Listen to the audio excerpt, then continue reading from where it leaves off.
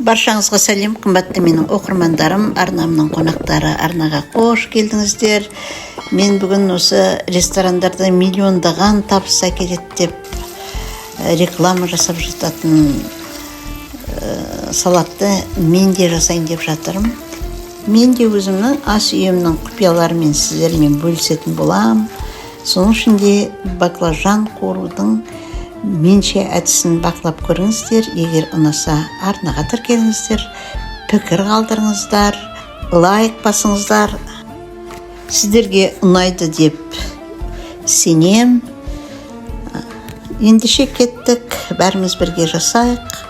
Ол үшін менде осындай бір 2 баклажан қалған екен. Сол баклажанды мен жақсылап жуып, тазалап, осындай жолақ етіп тазалап алдым. Өздеріңізге қалай қылып тазалаған ұнайды, солай тазалай беріңіздер. Енді мен осындай баклажандарымды қиғаштап, үшкір қылып турап алдым. Енді бір баклажанның ащы бір дәмі болады, соны кету үшін кішкене тұзбенен тұзды суға салып қоямыз. Содан кейін басқа жұмыстарымызды жасай береміз. Жақсылап араластырыңыздар, бір шетке қойып қойыңыздар. Оған дейін басқа жұмыстарымызбен кірісеміз. Мен бір 2 болгар бұрышын алдым. Ол болгар бұрышында қалай турасаңыз да өзіңіз білесіздер. Мен осындай домалақ қылып турап жатырмын. Өйткені салатты алып салып жатырғанда жаңағы бұл бұрыштар әдемі болып көріну үшін мен осылай турадым. Және менде қатып тұрған тауықтың төс еті, оны мен жуып алдым. Суда тұрды біразғанда. Енді осы қатқыл күйінде теп-тегіс қалып, бір қалыпта қылып турап алайын деп жатырмын. Міне осындай менде ірі жұқа осы тауықтың төс еттері туралды. Енді бұны біз маринадтаймыз. Ол үшін мен біразғандай тұз қостым.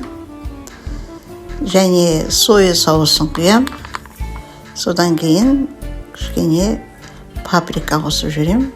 Паприка бұл біздің әрбір тағамымыздың түсін әдемі қылып тұру үшін қажет болады. Бұны да үстеліңіздің бір шетіне қойып қойыңыздар. Енді жаңағы біз баклажандарымызға кірсек, жаңа судан алып мен орамалға, сүлгіге осылай сіңсін деп суы қойып жатырмын. Және үстінен бумажный салфеткамен тағы да жақсылап тұрып сорғытып алатын боламын. Әбден қайта сорғызып алыңыздар. Бұл тез сорылады. Енді бұны крахмалға орататын боламыз. Енді крахмалға оратқанда мен өзімнің әдісім бар. Сіздердің барлығыңызда да осындай контейнерлер бар шығар. Оны тәрелкеге салып, оны қолыңызды бүлдіріп жатпайсыз. Осы жаңағы баклажандарыңызды мен 2 бөліп жасаймын. Осының үстіне 2-3 қасық. Өзіңіз қарайсыз ғой, енді крахмал саламыз да осылай араластырамыз. Менде кішкене крахмалым азғантай екен, мен тағы да салам. Өзіңізге қандай мөлшерде ұнайды, сондай қылып сала беріңіз.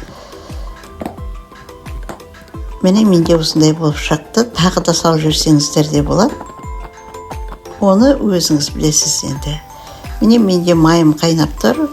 Сол майға енді жақсылап тұрып, сарғайтып, қызартыңқырап, қуырып алатын боламыз баклажандарымызды.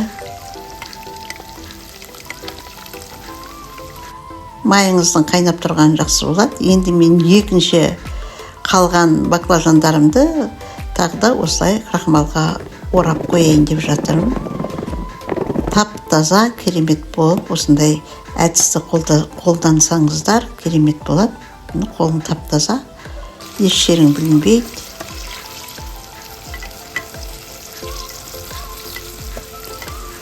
Сөйтіп мен осы баклажандарымның бәрін жақсылап қуырып алдым.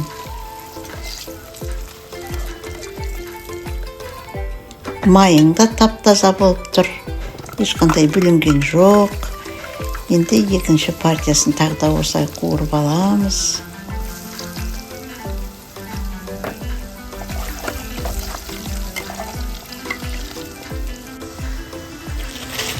Міне менің қуырып алған баклажандарым осындай қытырлап тұрады.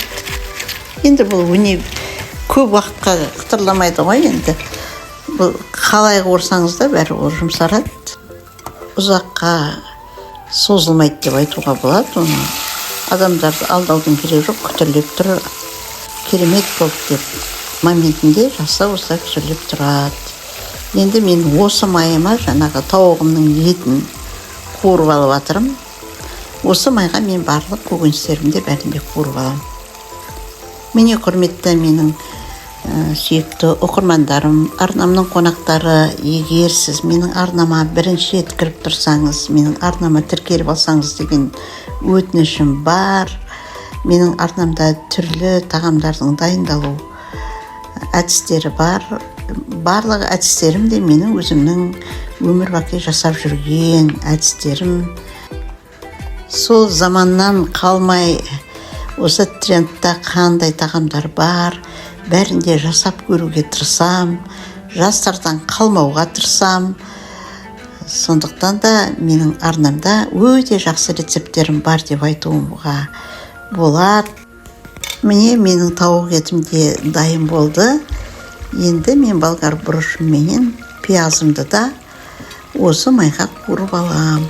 Мен пиязымды да, бұрышымды да өте жұқа қылған жоқпын. Енді салатымызды жинайық.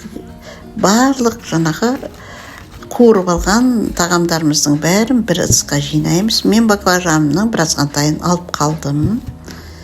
Тәрелкемнің бір шетіне помидорымды салып жатырмын. Және менде дәнді қыша бар, ең түбінде азғантай қалған екен. Барлығын салып жіберіп жатырмын. Және орегано салып жіберіп жатырмын, әдемі дәм беру үшін. Және жаңағы кішкене майымыздан құямыз. Өзі майға қуырылған, көп майдың қажеті жоқ. Енді жақсылап тұрып араластырамыз. Осылай керім жақсы болып араластырғандан кейін өзіміздің әдемі бір салатымызға әдемілеп жақсылап саламыз.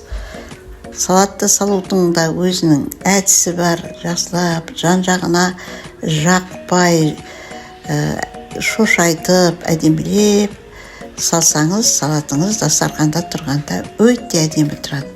Мен жаңағы алып қалған баклажандарымды да сол салатымның үстіне салып жіберіп жатырмын. Енді менде әсемдеу үшін мята менен бір азғантай укроп бар екен. Сол мятының гүлді жерлерін алып жатырмын. Қыздар, менің бұл көк шөптерім 15 күннен бері осылай сол күйінде тұр. Егер сізге көк шөптердің сақталу жолы қажет болса, айтыңыздар, мен оны бір күні сіздерге әдемі бейне етіп жасап көрсететін болам. Оның да өзімнің бір құпияларым бар, сақтаудағы бөлісетін болам. Міне осылай екі шекесіне екі гүлді қойып қойдым. Және менде бальзам кремі, сонымен бетін әдемілеп жіберіп жатырмын. Оның үстіне шаттауықтар сеуіп жүрсеңіз әкерім әдемі болады.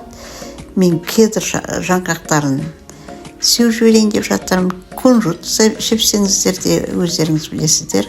Грек жаңғағым болса да, ол әдемілік үшін керемет болады. Міне құрметті менің сүйікті оқырмандарым, менде осындай керемет салат шықты. Ұнаса бағалап кетіңіздер, міндетті түрде арнаға тіркеліңіздер, лайк басыңыздар дегім келеді. Сіздердің әрбір пікірлеріңіз мен үшін маңызды екенін айта кеткім келеді. Мен сіздерді өзімнің арнамда күтетін болам, құрметті менің оқырмандарым. Әлі талай жақсы дүниелердің куәсі бола аласыздар дегім келеді. Және сіздер менің арнамнан қандай салат, қандай тағам түрлерін көргіңіз келеді, айта кетіңіздер.